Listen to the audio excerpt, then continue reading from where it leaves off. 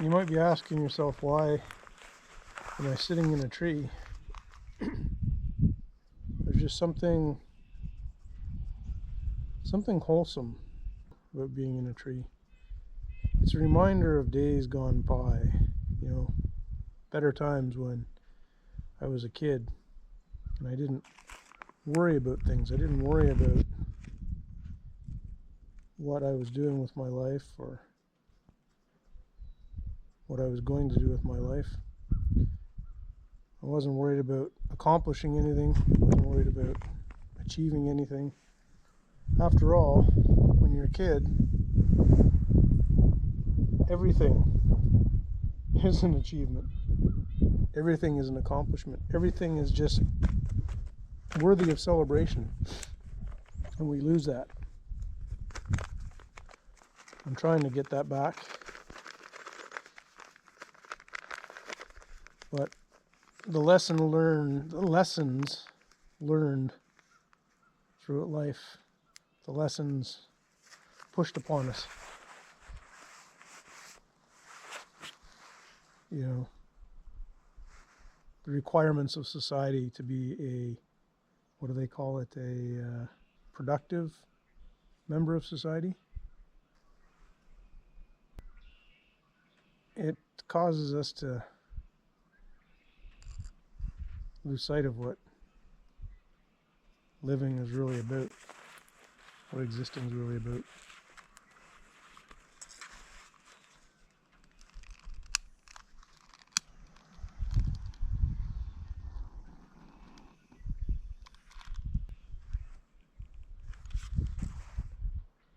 There's nothing wrong with participating in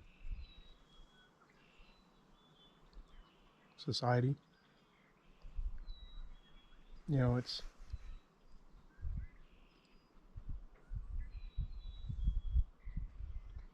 It's the goals and achievements and requirements of society that have given us such a great standard of living.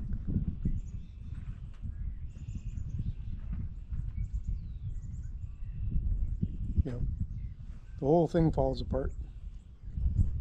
And you can't benefit from society if nobody wants to participate in it according to the rules of society.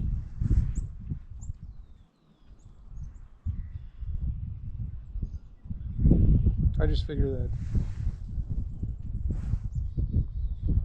it is possible, to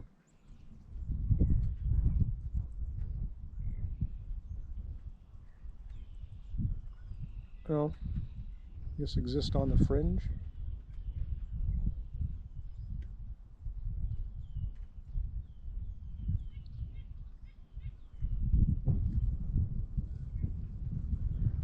When it comes right down to it, really there's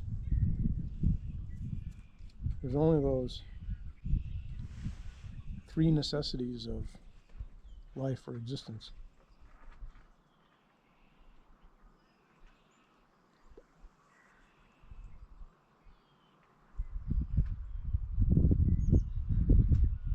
Water, food, shelter.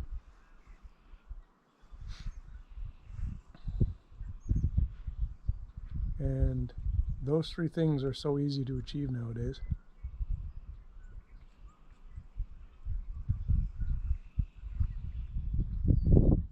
And it's not like if that's all you want, and you don't participate in the rat race of wanting more cars, more expensive cars, bigger house, vacations, traveling,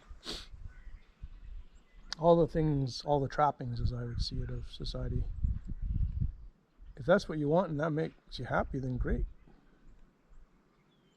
But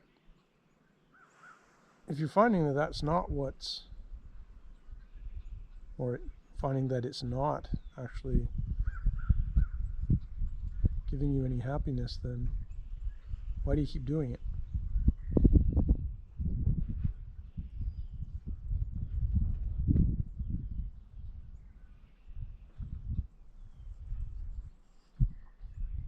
Don't get me wrong, I'm not saying that happiness is the only thing that matters in life. I don't know that happiness, true happiness, is even a real thing. It's fleeting. Happiness is just one of those, it's a feeling. It comes and goes. I don't know. These are just things that bounce around inside my head, and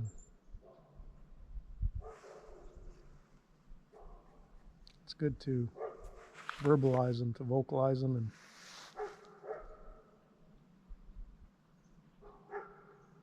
perhaps look at them from a different perspective, from a different angle.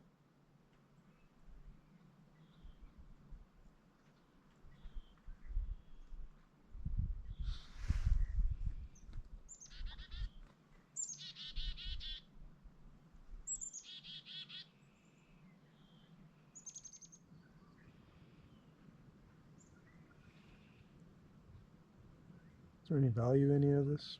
No, probably not.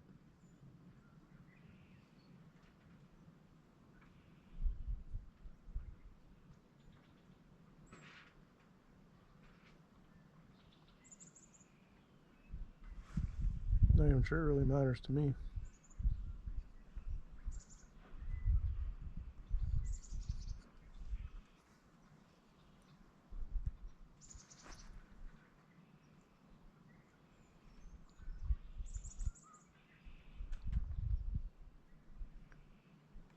But I do miss discourse.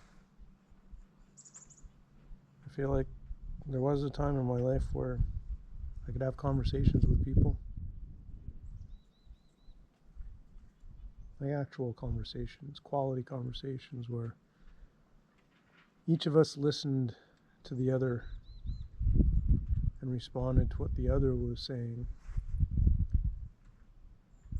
You know, we each saw value in the other person's opinion, perspective, thoughts.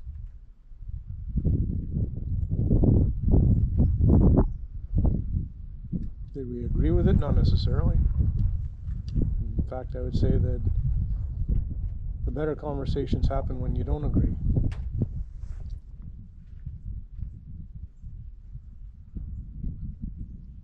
But it seems that we've gotten to a point where you can't disagree without arguing, without fighting, without conflict. It's not a meeting of the minds anymore. It's a battle for supremacy. I'm right, you're wrong. And you will bend to my will and see things as I see them. Or else.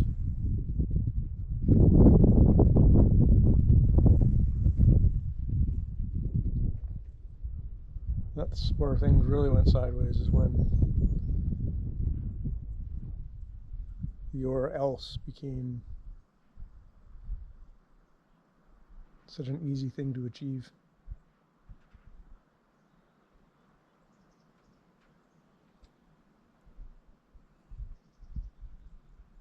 When they convinced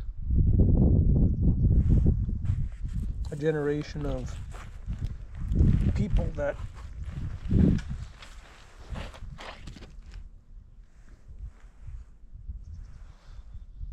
feelings were what was most important, and that words could actually hurt, and words could be violent, or violence even.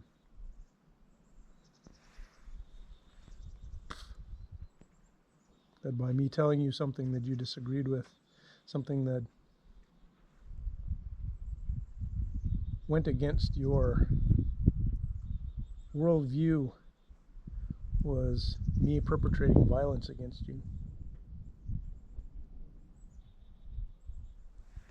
Unfortunately, that mindset, that ideology has had such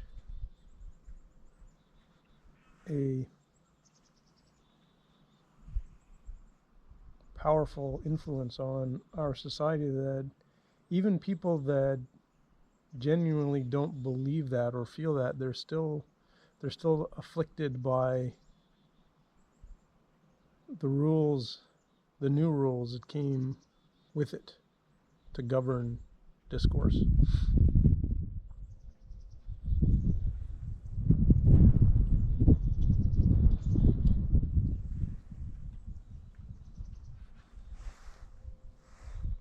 When it became the norm to,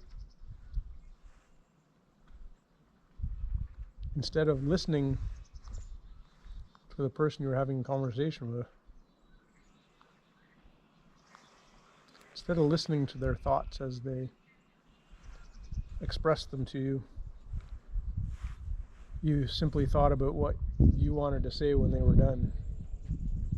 So it's like two people having two different conversations, and really it's more a case of two people wanting the other person to hear what they have to say and believe what they have to say, as opposed to thinking critically and thinking rationally without emotion.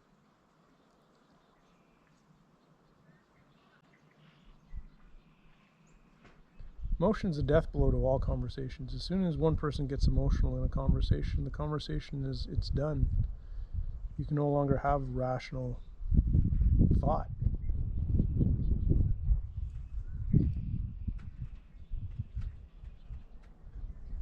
And I use emotion there, not feelings, because I mean emotion. They've allowed,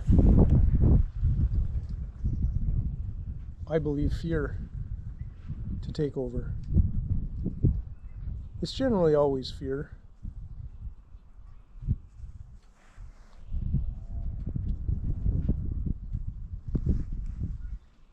Fear that they may be wrong, that they may have to reconsider their worldview, their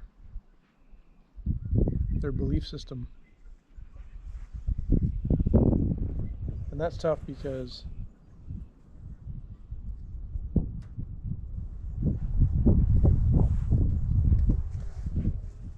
it's become their identity.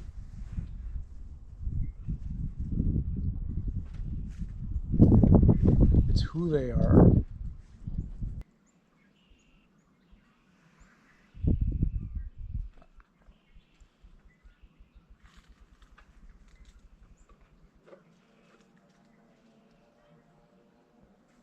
And I think I'm just about done here with the pipe, and so that means my break time is over.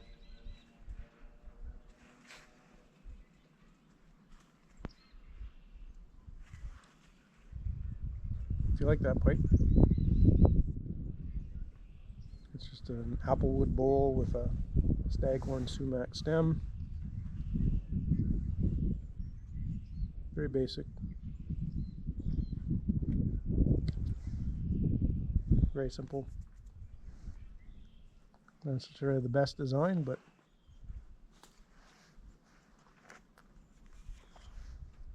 it's all natural.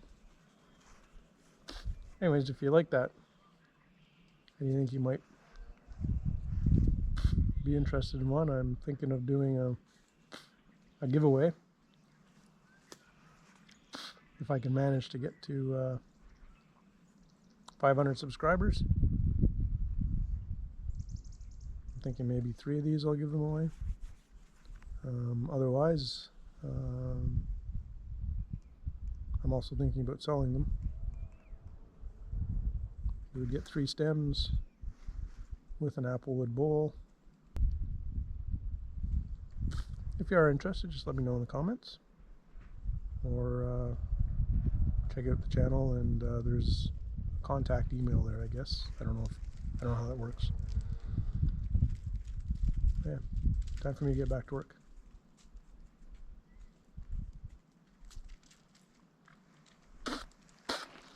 Thanks for listening. If you're stuck around, appreciate it, and we'll be talking to you later.